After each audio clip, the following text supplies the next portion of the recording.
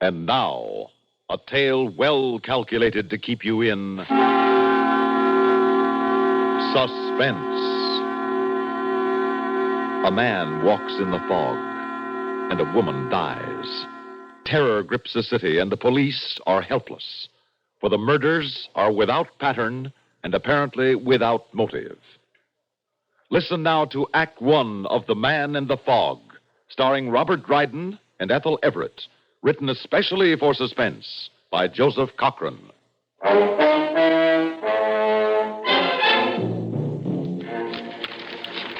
It's horrible. Think of it, Ben. 3, now 4. Ripped with a knife and left in the gutter. Oh, don't take on so, Mamie. Alive one minute, a clawing corpse the next. Why don't the police do something? I don't know why. Why don't they? They're at their wits' end is why.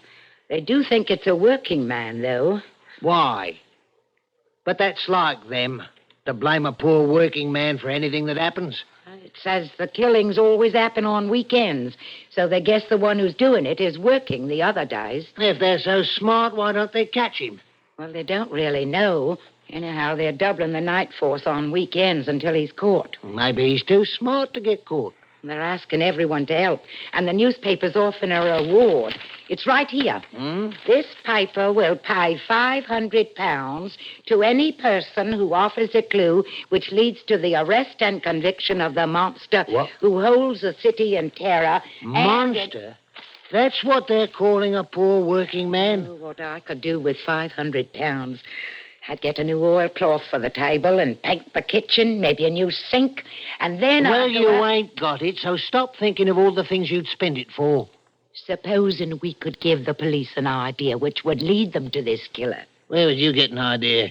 You don't know anything about this sort of thing. I didn't get it from you, of that you can be sure. All right. What's this idea? Why should I tell you when all you ever did was to make fun of me when I tried to win a little money for us? Oh, them puzzle contests. You spent a lot of time and never won a thing. This is different. What's your idea? I'm not sure I'm going to tell you. It ain't right to keep things from your husband. You keep things from me. What things? You don't tell me where you go on Saturdays and Sundays. Can't a man take a walk without his wife say so? Now, you tell me, You or don't need to shout at me. I was going to tell you all along, but you turned up your nose at the idea of getting some money. Here, look at this map. So? It's a map of the city. What about it? See them 4 crosses? Yes? Well, each one marks the spot where a woman was killed. And when you connect them up, it makes an almost perfect square. Ah, anybody can make a square like that. Put that map flap on the table and I'll show you something. All right, now it's on the table. Now what? Here's where my idea comes in. Whoever's doing the killing lives inside that square. Oh, my sweet, there's over 1 million people living inside that square. But the killer goes in a different direction each time. How do you know that? Well, it just stands to reason he's not going to kill a woman in front of his own house. He takes a different direction so as not to have 2 happen in the same place. Suppose he does live inside the square. How are the police to know whether or Wait not... a minute. That's where the rest of my idea comes in. I take a ruler and I draw 2 diagonal lines connecting the opposite corners, like this. What's that for? He most likely lives close to where them 2 lines cross. I can't make out any names on this map. Now, let's see. This line comes along and it crosses... Ben, What's the matter? the lines. Ben, the lines cross right here in our own block. Ben, maybe it's someone we pass on the street every day.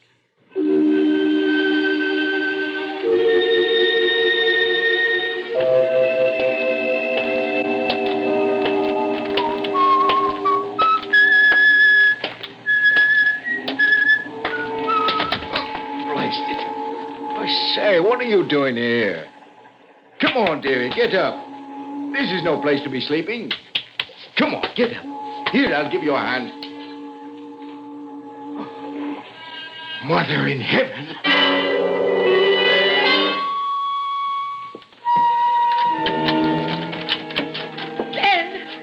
Ben, it's happened again. Right here in our own block. What are the lights on for? Just like all the others, dead and lying in the gutter. Turn off them lights. They cost money. I'm scared. Didn't you hear me? Your wife's been here all alone, dying with fear. Don't you know there's been a murder almost on our doorstep? Now, quit screeching. I know it. You do? Well, how do you know if... No, police are all over the place. They stopped me coming home and wanted to know who I was and what I was doing.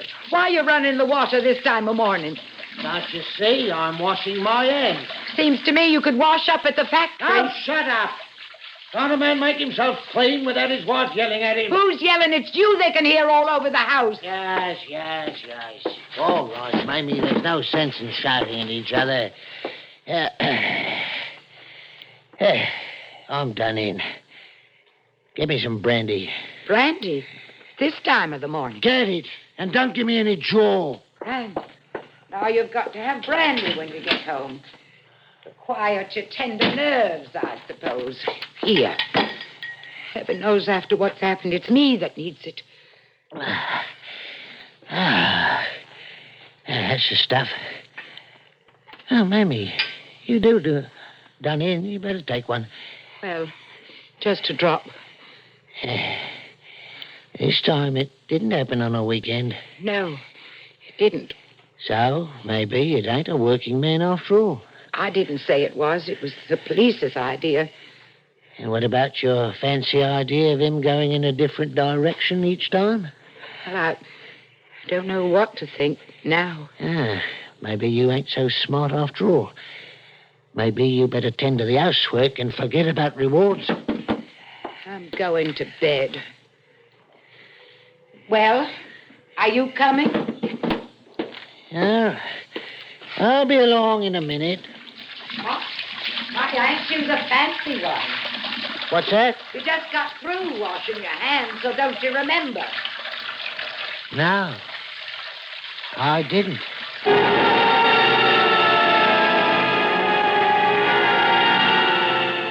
Paulie, Oh, yes, Mr. Britt. anything resembling a clue in those letters? Oh, they're the usual stuff.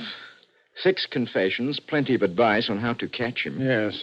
What's that one? Oh, that's from a Mrs. Ben Cast. She notices that if you connect the 4 murder locations, it forms a square. A big help. Everyone, including the police, noticed that. Now, she's got the idea the killer must live where the 2 diagonals cross. It's the date that made me put it aside. Oh, let me see that. Mailed on the 24th. Night of the last murder. Yes, and it took place within 100 feet where the lines cross on the map, sir. Of course, it could be coincidence. Could be.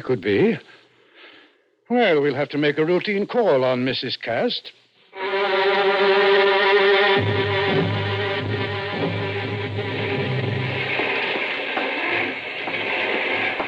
Are you the timekeeper? That's right.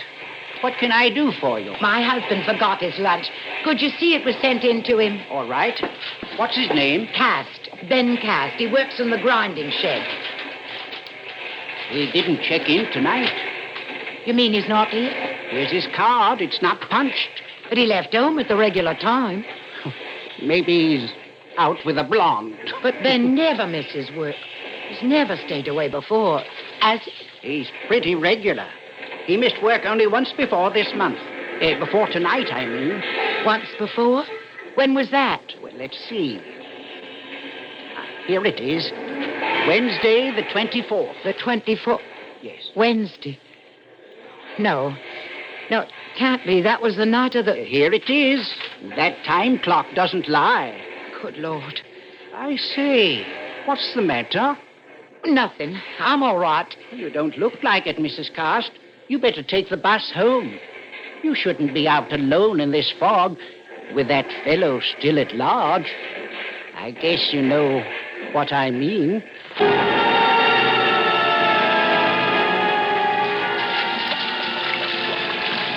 Ben, is that you? Of course it's me. Has there been another? Don't pester me with questions.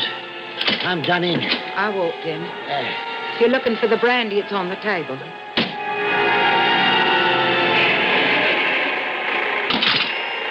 Cast. I see you brought your lunch tonight. I got to eat, don't I? Well, the other night when you forgot it, your wife brought it down. That's the night you didn't check in. She was here? Yes. You told her I didn't come to work? What else could I tell her? If you wanted me to cover for you, you should have let me know. Well, good night, Mrs. Cass. Sorry to have bothered you, but the police have to make a check of every letter, and we do appreciate your desire to help catch this murderer. Good night, sir. Good night.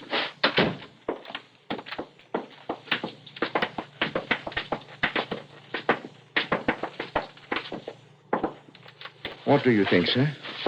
Oh, she's a very frightened woman. I can't blame her. First a murder, a stone's throw away. Then the police drop in. Yes, better run a check on her husband just to be on the safe side. You know where he works and all that sort of thing.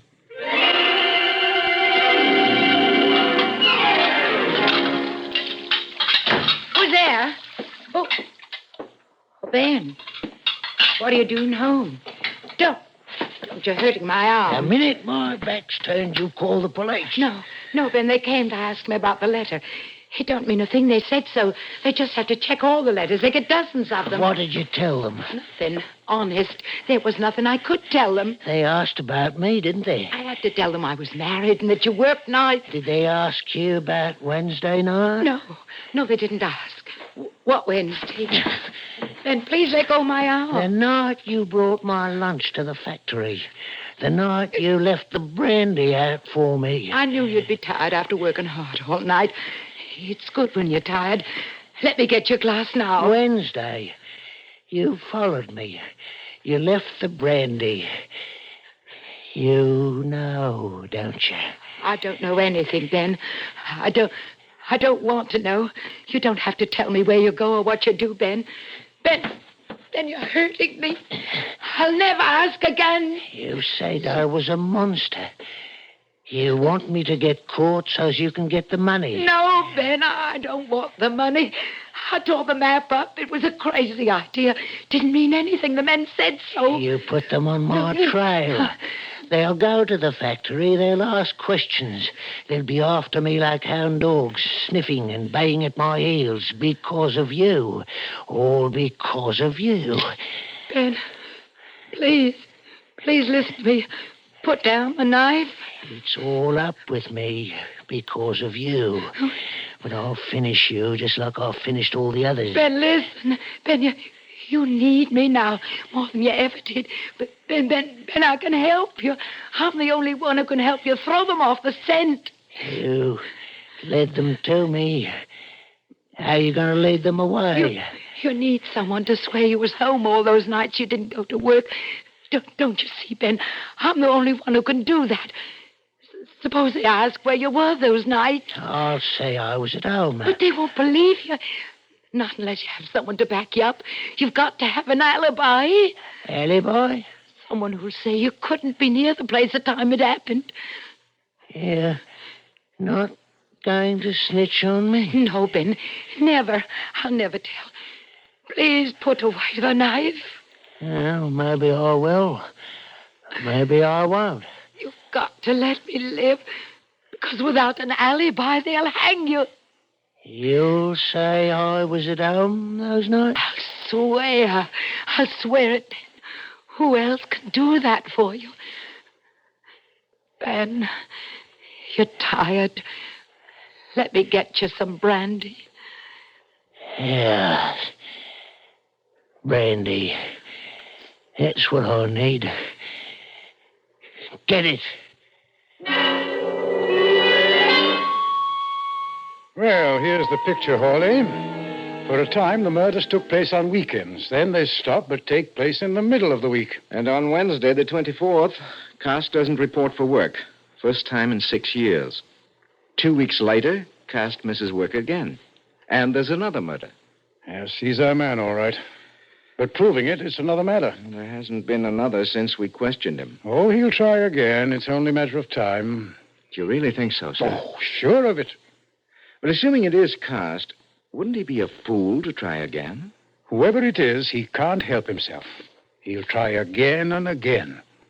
until he's caught. And all we can do is stand by and wait for it to happen again. That's it. We know that it'll happen. We know how it'll happen, but we don't know when and we don't know where. What does the weatherman say? Heavy fog rolling in, sir.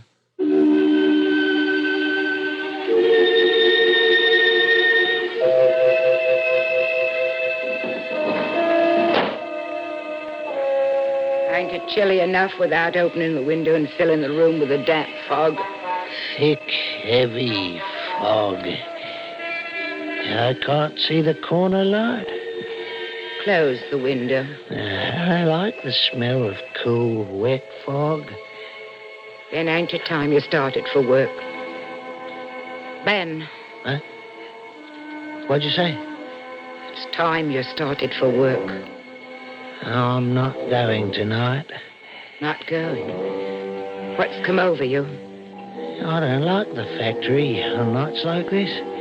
You'll stay in, Ben, won't you? If you don't go to work. The walls press in on me. I want to walk in the cool, wet fog. It's all about one, but it doesn't press in. It's a wall all round, but it gives way as I walk into it. No. No, stay home if you wish, but don't go walking in the fog. You call the factory and tell them I'm not coming in. Ben, please, if I call them, will you promise not to? Do as I say. All right, I'll go phone. I'll be right back.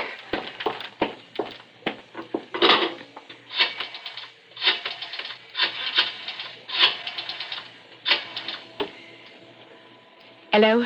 I'm calling for Ben Cast. He's sick and he won't be in tonight. No, not serious. He'll be in tomorrow night. Yes, tomorrow. Ben, I got the timekeeper. Ben, why have you got your slicker on? You promised me you'd never walk in the fog again. There's someone out there calling me. You're talking wild. It's my mission. There's a soul out there begging to be released from the claws of the flesh so as it can soar up to heaven. Ben, don't. Get out of my way!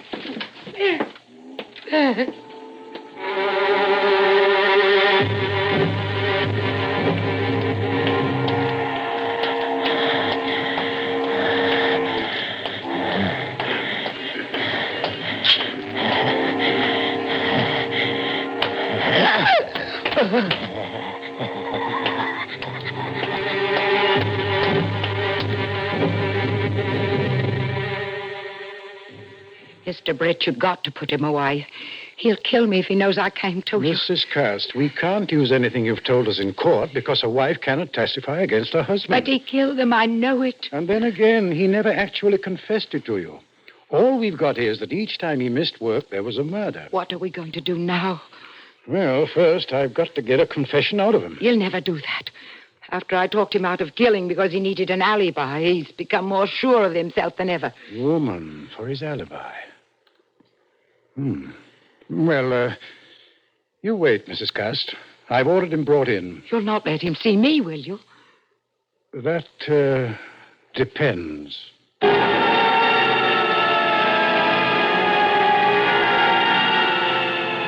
Mr. Cast, on Wednesday the 24th, there was a murder not far from your home. Everybody knows that. Yes, and on Wednesday the 24th, you missed work for the first time in 6 years. I didn't feel well, so I stayed home. And 2 weeks later, there was another murder.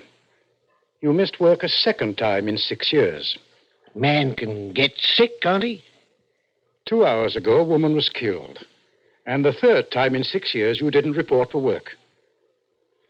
Where were you 2 hours ago, Mr. Cast? I was at home. And those other nights, where were you? Home? Well, I'm glad to hear that. You understand, though, we can't just take your word for it. Now, if there was someone who could testify for you... You mean if I had an alibi? Exactly. Well, I have got an alibi. My wife will swear I was home those nights. But, she's a woman, Mr. Cast. She'll swear to it. But you know how sneaky women are, how they'll lie their heads off, what traps they set for men. Yes. I know. Yes, they'll swear not to do something, and a moment later, they'll do the opposite. But Mamie said she wouldn't do... But she's a woman, Mr. Cast. Don't forget how greedy they are. And there's a reward out for the killer. Yes. Mamie wanted the reward. Ben, I'm going to tell you something. Just between you and me, understand? I'm not to tell anybody else. Right. I hate women, too. Oh, yes? Those women who got the knife in the fog, they all had it coming to them. Yes. They had it coming to them. Look, Ben, I want to show you something. Now, who's that woman talking to my man? Mamie. And he's writing down what she says. As I said, you can't depend on them. But Mamie, she's my alibi. What will I do? She's the only one who can swear where I was those nights. You can tell me, Ben, because I understand. Now, tell me where you really were those nights. Tell me how you walked in the cool, wet fog that formed a blanket all around you. Tell me how a dim figure of a woman would come out of the fog. How your hand would go to the knife. The knife. Ben? The knife? Yes. You do understand things. You do understand me. My hand would go to the knife all by itself. It would take it. I could hear a soul wailing in the body of a woman, begging to be freed from the claws of the flesh. And then my hand would lift the knife, and in a minute, the soul would be free. And then my head would stop hurting.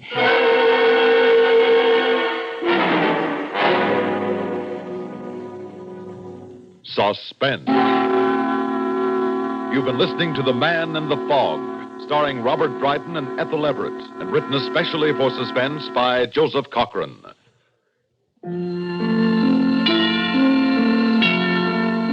Suspense is produced and directed by Bruno Zerato Jr. Music supervision by Ethel Huber. Also featured in tonight's story were Mercer McLeod, Lawson Zerby, and Guy Rep. Listen again next week when we return with No Hiding Place, written by William N. Robeson. Another tale well calculated to keep you in suspense. They sing, too. Carol Burnett and Richard Hayes, weeknights on the CBS Radio Network.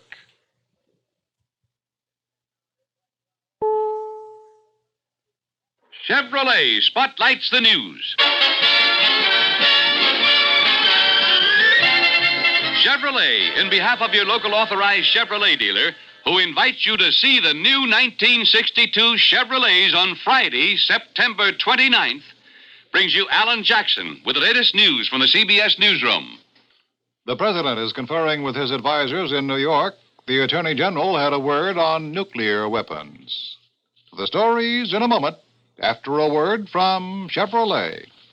May I help you, sir? Oh, yes. I'd like to see some of those 62 Chevrolet cars. I'm afraid you're a bit early, sir. The new 62 Chevrolets and Corvairs won't be shown to the public until September 29th. September 29th? September 29th? Yes, sir. That's the day we Chevrolet dealers unveil the 62 Chevrolets, Corvairs, and the totally couldn't you new... show me a picture of what they look like? What they look like? Not until September 29th. Oh, that's ridiculous. That's ridiculous. Oh, sorry, sir, but I'm afraid you'll just have have to wait until Friday, September 29th. Well, baby, maybe you could tell me something something about them. Well, the new 1962 Chevrolets and Corvairs are absolutely beyond description. And the totally new line of cars is... Yes? Oh, I'm sorry, sir. You'll just have to wait until September 29th. But waiting makes me no service. So nervous. Couldn't you... Not until Friday, September 29th. Friday, September 29th. Are you trying to fake money me? 2 more names have been added to the meeting President Kennedy is having in New York this evening. Arthur Dean, who headed our delegation at the disarmament talks, and John McCloy, the president's advisor on disarmament, were called in to join Secretary Rusk and Ambassador Stevenson in a preview of the speech the president will deliver to the UN General Assembly tomorrow. He flew down from Cape Cod a little over an hour ago. The Russians, in a memo to the UN on the eve of the opening of the new General Assembly session, reasserted that they will unconditionally accept any Western proposals for control measures if the West will first accept Premier Khrushchev's program for general and complete disarmament. The president's brother, Attorney General Robert Kennedy, in a broadcast interview, said there is no question that the president would use nuclear weapons, if necessary, to save the freedom of Berlin. If we retreat at Berlin, he said, we will never be able to stand up again. Democratic Senator Mike Mansfield says there are some things in the Berlin crisis which can be negotiated, things which don't affect the freedom of West Berlin or the security of the free world. And he said that de facto recognition of the East German communists might well be inevitable. There have already been angry protests by some West Germans at the idea of any form of recognition, but Mansfield pointed out that the West Germans themselves already recognize East Germany in one form, that is, more than $300 million worth of trade agreements every year. The communists of Berlin are still having trouble keeping their reluctant citizens out of the West, despite the new concrete wall, barbed wire, and other barricades along the city dividing line. At least 20 East Berliners escaped to freedom during the day by jumping out of windows, scrambling through barbed wire, and climbing over the wall, and some made their way into the western side of town by digging a tunnel through the wall of a stable on the border. 3 Air Force servicemen were killed in the crash of an Air Force transport plane in Wilmington, North Carolina. The plane had just taken off with newsmen and members of the skydiving parachute team preparing to jump for an air show down below. It stalled on takeoff and crashed on the edge of the field in full view of the spectators and a TV audience watching over the local TV station. 11 other persons aboard the plane were injured. Death came to a career diplomat at his home in New Jersey. Sumner Wells, a former Undersecretary of State, died at the age of 68. The exact cause of his death was not announced. It was Wells who coined the phrase good neighbor policy in describing our attitude toward the nations of Latin America. Argentina's President Frondizi is on his way to New York, where he'll meet with President Kennedy Tuesday morning. And there are hints in Rio that Brazil's new President Goulart would be pleased to accept an invitation to visit the president in Washington. And so-called informed sources are suggesting that such an invitation likely will be sent within the next few weeks. That's the news. Now a word from Chevrolet. This is Art Baker speaking for Chevrolet in behalf of your local authorized Chevrolet dealer, who invites you to see the new 1962 Chevrolets coming Friday, September 29th. Remember, Chevrolet brings you the news 12 times each weekend on CBS Radio. You've been listening to the OTR Gold Network. Find more classic radio at otrgold.com.